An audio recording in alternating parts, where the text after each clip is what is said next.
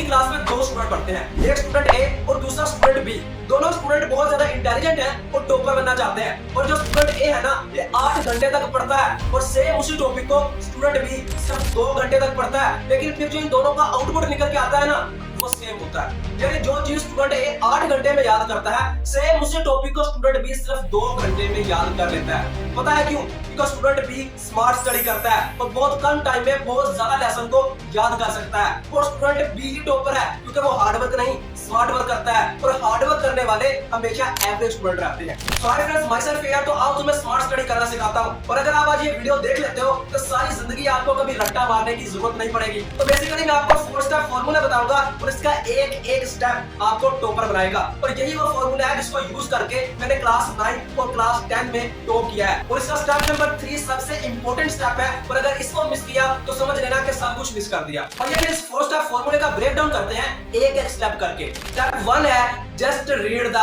Topic. किसी भी topic का किसी भी लेसन को याद करने का जो सबसे पहला स्टेप है ना, वो है कि आपने उसको सिर्फ ऊपर से देखकर एक दफा पढ़ना है। Just do reading. लेकिन यहाँ रीडिंग का मतलब ये नहीं है कि नर्सरी के बच्चों की तरह एक दफा ऊपर से देखकर पढ़ दिया और बस बात खत्म। नहीं, आपको एक प्रॉपर मेथड बताऊंगा रीडिंग करने का भी। तो सबसे पहले तो आपने उस टॉपिक के टाइटल को पढ़ना है, उसकी हेडिंग को पढ़ना है, ताकि आपको ये पता चल सके कि इस टॉपिक में एक्सप्लेन क्या किया गया है, इस टॉपिक में किस चीज के बारे में बात की गई है। कई दफा स्टूडेंट्स क्या करते हैं कि टॉपिक के टाइटल को नहीं पढ़ते लेकिन पूरे टॉपिक को रट लेते हैं। फिर जब वो एग्जाम में आता है तो पता ही नहीं चलता कि ये क्वेश्चन कौन सा है। लेकिन फिर जब घर आकर देखते हैं, ओहो ये तो हमने किया था, इसको तो मैंने रट्टा था, फिर अफसोस होता है। तो आपने ऐसा नहीं करना। सबसे पहले आपने इसको टॉपिक के टाइटल को पढ़ना है ताकि आपको ये पता चल सके कि इस टॉपिक में किस चीज के बारे में बात की गई है, इसमें एक्सप्लेन क्या किया गया है। अब टाइटल को समझ लिया, आपको पता चल गया कि ये टॉपिक किस चीज के रिलेटेड है। अब आपने अपने उस टॉपिक की उस लेसन की रीडिंग करनी है, उसको एक दफा पढ़ना है एक लाइन करके। लाइन बाय लाइन आपने अपने टॉपिक को पढ़ना है और तब तक आपने अगली लाइन नहीं पढ़नी जब तक आपको पिछली लाइन की समझ ना आ जाए। अच्छे से एक लाइन को समझना है और पूरा टॉपिक को एक दफा पढ़ना है। ऐसे में आपको बहुत सारी चीजें ऐसी आएंगी जो उस टॉपिक में आपके लिए नहीं होगी और आपको समझ में नहीं आएंगी। उन चीजों को आपने अंडरलाइन कर लेना है या उन चीजों को हाईलाइट कर लेना है जो आपके आगे काम आएगा। तो इस तरह आपने पूरे टॉपिक की एक दफा रीडिंग कर लेनी है, जिससे आपको पता चल जाएगा इस टॉपिक में क्या क्या चीजें बताई गई है, क्या क्या चीजें मुश्किल है, क्या क्या चीजें आसान है और क्या चीजें आपके लिए नई है और क्या चीजें आप पहले पढ़ चुके हैं। अब वो चीजें जिनको आपने हाईलाइट किया हुआ है, यानी वो चीजें जो आपकी समझ में नहीं आई, उनको समझना है। वो कैसे समझना है? यूट्यूब पर लेक्चर देखकर समझ लो, अपने टीचर से या किसी फ्रेंड से हेल्प लेकर समझ लो, लेकिन उनको आपने समझना है। और जब आप उन चीजों को समझ लेंगे तो यहाँ पर हमारा स्टेप नंबर 1 हो जाएगा कंप्लीट। तो यहाँ तक यानी स्टेप नंबर 1 में हमने अपने टॉपिक के टाइटल को समझा, टॉपिक को रीड किया और उसके साथ हेलो हाय किया और जो टॉपिक की मुश्किल चीजें थी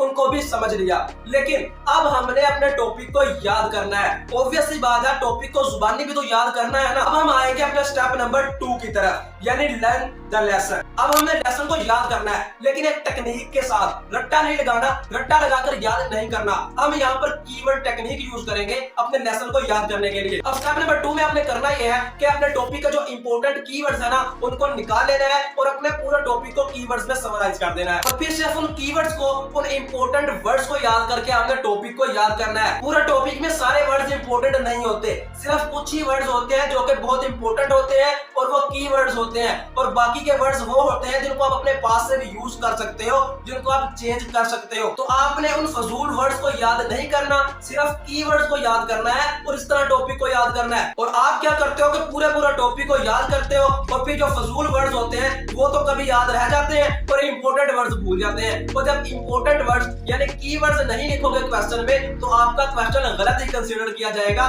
जब तो जो दूसरे वर्ड्स होते हैं उनको आप चेंज भी कर सकते हो। तो आपने हमेशा टॉपिक को जो इंपॉर्टेंट वर्ड्स होते हैं यानी जो कीवर्ड्स होते हैं ना, उनकी हेल्प से याद करना है। आप अपने टॉपिक को कुछ इस तरह की शेप में समराइज कर सकते हैं जिसमें आपको नजर आ रहा होगा कि सिर्फ इंपॉर्टेंट कीवर्ड्स को ही शामिल किया गया है, जिससे आपको टॉपिक बहुत अच्छे से और लॉन्ग टर्म तक याद रहेगा। तो यहाँ पर हमारा स्टेप नंबर 2 होता है कंप्लीट। स्टेप नंबर 1 में हमने टॉपिक को समझा, स्टेप नंबर 2 में हमने टॉपिक को याद किया।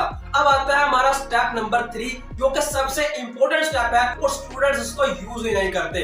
स्टेप नंबर 3 है सेल्फ टेस्टिंग का। जी हाँ, आपने सेल्फ टेस्टिंग करनी है। जो टॉपिक, जो लेसन आपने याद कर लिया है, अब उसको टेस्ट करना है कि आपको याद हो गया है या नहीं। कोई भी लेसन, कोई भी टॉपिक आपको लॉन्ग टर्म तक याद नहीं रहता जब तक कि उसको लर्न करने के बाद, उसको याद करने के बाद आप टेस्टिंग नहीं करते। जो टॉपिक अब आप याद कर चुके हैं, अब आपने टेस्ट करना है कि आपको वो अच्छे से याद हो गया है या नहीं। अब सेल्फ टेस्टिंग कैसे करनी है? आपने खुद से ही कुछ क्वेश्चंस क्रिएट करने हैं टॉपिक में से और उन क्वेश्चंस के आंसर देने हैं या नोटबुक पर लिखने हैं। अगर तो आप वो सब क्वेश्चंस को अच्छे से लिख पाते हो, इसका मतलब है कि आपको टॉपिक याद हो गया है। और अगर आप ऐसा नहीं कर पाते, आपको कुछ क्वेश्चंस भूल जाते हैं, अब कुछ चीजें भूल जाते हो, तो अब आपने आ जाना है स्टेप नंबर 4 पर, जो क्या रिजॉल्व द एरर्स, यानी वो मिस्टेक्स, वो चीजें जो आपको स्टेप नंबर 3 में टेस्टिंग के दौरान भूल गई थी, उनको आपने दोबारा से अच्छे से याद करना है और अब की बार उनमें कोई कसर नहीं छोड़नी। तो इस टाइम में वो चीजें जो आपको स्टेप नंबर 3 में टेस्टिंग के टाइम पर भूल गई थी, वो क्वेश्चन जो आप भूल गए थे, उनको दोबारा से बहुत अच्छे से याद करना है और उनको दोबारा से अच्छे से समझ लेना है। और समझ लेने के बाद आपने उसको अपने नोटबुक पर लिख कर देखना है या फिर खुद को सुनाना है। इतना कर लेने के बाद अब ये टॉपिक आपको बहुत अच्छे से याद हो चुका है। अब ये आपको लॉन्ग टर्म तक याद रहेगा और भूलेगा नहीं, और आपको एक गुंजाइश नहीं बची कि ये लेसन आपको लॉन्ग टर्म तक याद ना रहे या फिर इसमें मिस्टेक्स हो। और इसी तरह आप अपने किसी भी टॉपिक को इस 4 स्टेप फॉर्मूला को यूज करके बहुत अच्छे से याद कर सकते हो। रट्टा लगाने की जरूरत नहीं पड़ेगी आपको। तो आई होप कि आपको वीडियो पसंद आई होगी। वीडियो पसंद है तो वीडियो को लाइक कर देना, चैनल को सब्सक्राइब करके बेल आइकन को भी ऑल पर सेट कर देना, ताकि ऐसी बहुत सारी वीडियोस आप तक पहुंचती रहे। तो मिलते हैं अगली वीडियो में, तब तक के लिए अल्लाह हाफिज।